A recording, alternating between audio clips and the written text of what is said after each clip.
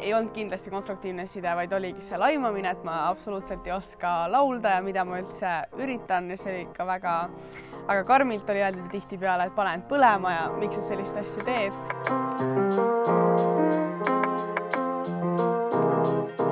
Hei, siin on Viki ja täna ma olen siin koos veebikonstaabli Villega, kellega me hakkamegi rääkima küberkiusamisest. Ja esimese küsimusena ma uuriksingi kohe, et mis üldse on küberkiusamine ja mis on see vahe siis tavalise kiusamisega? Küberkiusamine on kiusamine, mis toimub kuskil küberruumis.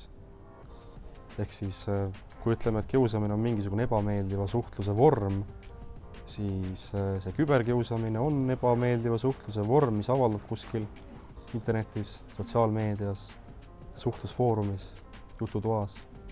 Mis võib-olla on kõige suurem erinevus nüüd, kui me räägime klassikalisest kiusamisest, siis kõigil tuleb ikkagi meelde koolikiusamine. Koolikiusamise ja küberkiusamise vahe on õhkõrn. Ehk siis koolikiusamine on aega muutunud. Küll aga vanasti, kui kiusati koolis, siis kiusamine sai läbi koolipäeva lõpuga. Nüüd kiusamine võib edasi kesta. Kestab seni, kuni sa oled levis. Aga kust läheb see piir, et kui on lihtsalt konstruktiivne, negatiivne võib-olla tagasiside, aga versus kui ongi päriselt laimamine? Seda peaks ikkagi igast konkreetsest situatsioonist eraldi hindama. Et kas tegemist on konstruktiivse kriitikaga või tegemist on juba millegi pahatahtlikuga. Too mulle mõni näide. Mul tunne, ma peaks enda kommentaare vaatama, selleks ma ei tea, kas mul peast isegi midagi tuleb. Aga ma tean, et mina olen langenud küberkiusamise ohvriks enda YouTube'is siis enda muusikavideoga, kus ei olnud kindlasti konstruktiivne side, vaid oligi see laimamine, et ma absoluutselt ei oska laulda ja mida ma üldse üritan ja see oli ikka väga karmilt oli öeldud tihtipeale, et pane end põlema ja miks sa sellist asja teed.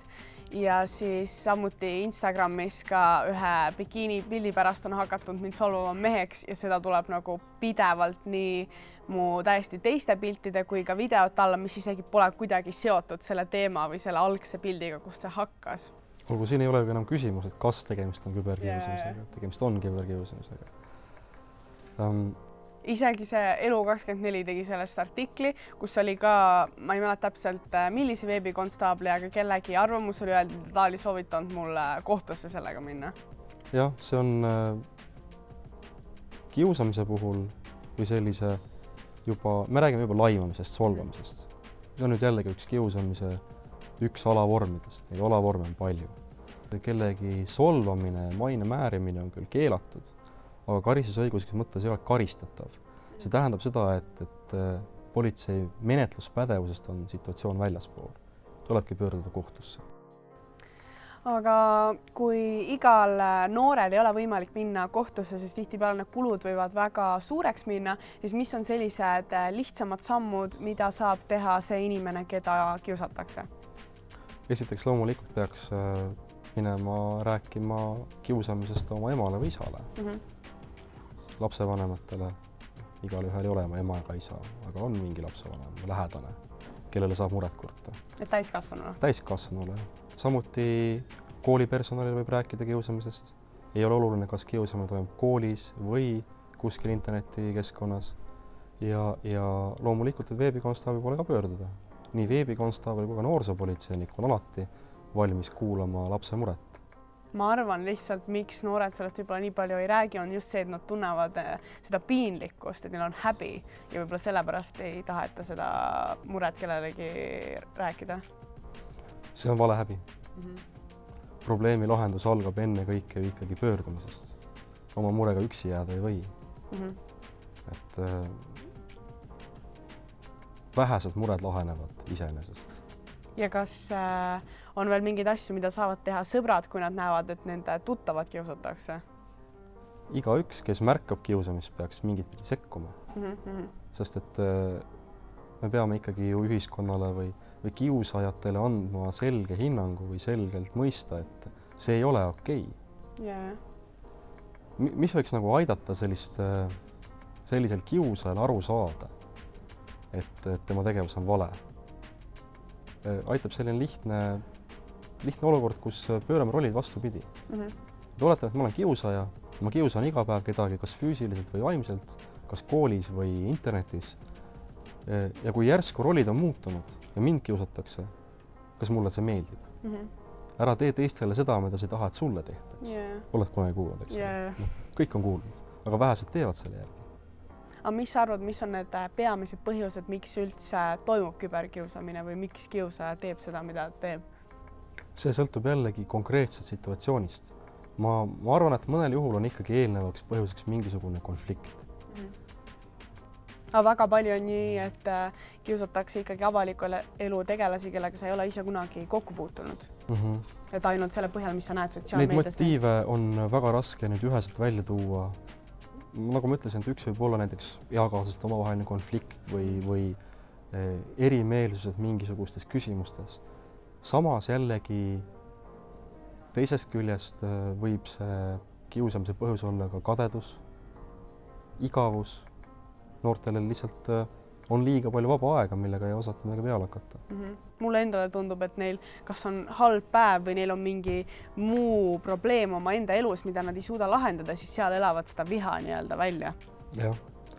Ja siin mängib oma rolli kindlasti ka see, et sotsiaalmeedias või läbi interneti tunduvad noored kuidagi julgemad. Et nii-öelda klaviatuurikangelased. Et kirjutatakse kellelegi midagi halba, tunduvalt lihtsamalt, kui öeldakse näkku.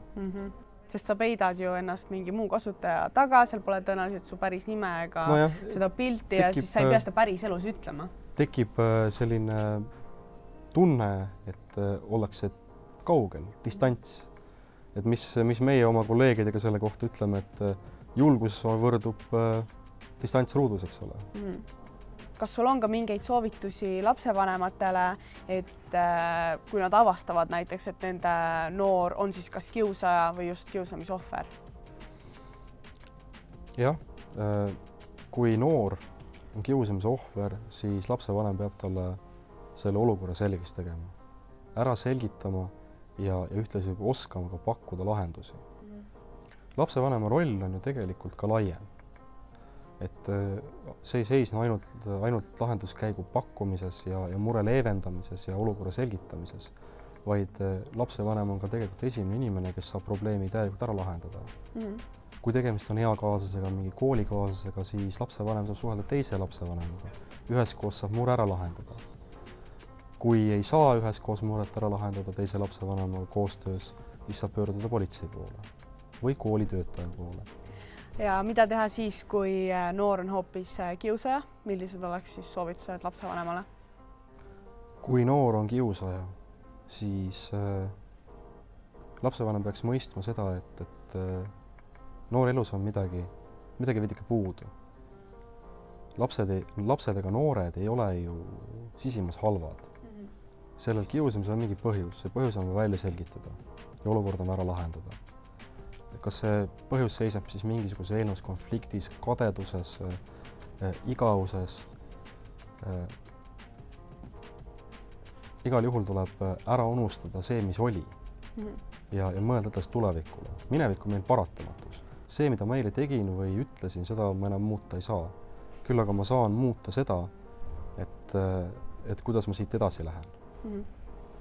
Kui inimene hakkab sotsiaalmeedias tegutsema, siis nagu öeldakse, et sa pead arvestama sellega, et tuleb ka seda negatiivset tagasisidet ja heiti, aga nagu kas on siis normaalne, et küberkiusamine on osa sellest ja sa pead sellega lihtsalt leppima? Või pigem nagu ikkagi tasuks selle vastu võidelda ja nii-öelda näidata maailmale, et see ei ole normaalne, et see on osa? Negatiivse suhtlusega kindlasti ei pea leppima. Kui see negatiivne suhtlus väljendab kellegi viha või pahameelt sinu toodetud sisu osas, siis tegelikult on probleem milleski muus.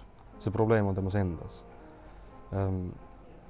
Enese väljendamise juures peaksid kõik jääma väärikaks.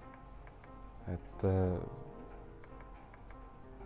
see tegelikult see, mida me ütleme või kirjutame, see defineerib meid, kes me oleme või millised me oleme. Ja nii nagu ma tänaval ei sõima läbi suvalist möödakäijat, ei peaks ma ka sulle kirjutama midagi rõvedat. Minu jaoks on see elementaarne ja loogiline. Mis seejuures võiks olla nagu midagi sellist, mida noortele südamele panna, on ju see, et infoajastu või 21. sajandi tööandjad teevad ka sotsiaalmeediast väga palju. Ja sotsiaalmeedias tehakse väga palju eeltööd. Seega ütleme, et kui ma täna jätan sulle halva kommentaari, kirjutan sulle, et sa oled loll, vastik ja sa üldse ei tea, millest sa räägid või laulad. Ja ma 5 aasta pärast tahan peale mingisuguse kooli lõppu peale töökohale saada, siis konkurentsi momendis taustakontrolli, mida tehakse inimestele, kes tööle kandideerivad. Ja ma ei räägi siin mitte ainult mingitest julgeolekuasutustest, vaid täiesti tavalistest kas või eraettevõtetest, kes lihtsalt hoolitsevad ja muretsevad oma maine pärast. Kui nad leiavad sellise kommentaari, siis see võib purustada kõiksugused soovid head töökohta saada. Igal asjal on mingi tagajärg. Igal kommentaaril on mõju. Lihtsalt tuleb mõelda kassist välja ja aru saada, et kui kaugele üks halb kommentaar võib viia. Ja ma arvan, et kogu seda teemat siis kokkuvõttes kõige olulisemad mõtted, mis tasub endaga kaasa võtta, on see, et kui sind kiusatakse, siis ära jää oma murega üksi, julge sellest rääkida ja julge abi küsida, eriti täiskasvanutelt. Ja kui sinu enda sõpra kiusatakse, siis ole talle toeks ja aita talle kellegi poole pöörduda, sest neid asju on võimalik lahendada ja sellele tuleks vastu seista. Ville, kas sul on midagi lisada? Ma arvan, et sellist optimistlikku suhtumist on kindlasti lisada. Ma usun, et 99,9% muredest on lahendatavad. Lihtsalt tuleb abi otsida, mitte murega üksi jääda. Aitäh, Ville, et leidsid aega tulla siia minuga vestlema ja teie ärge unustage osaleda Netiketi võistlusel. Tšau!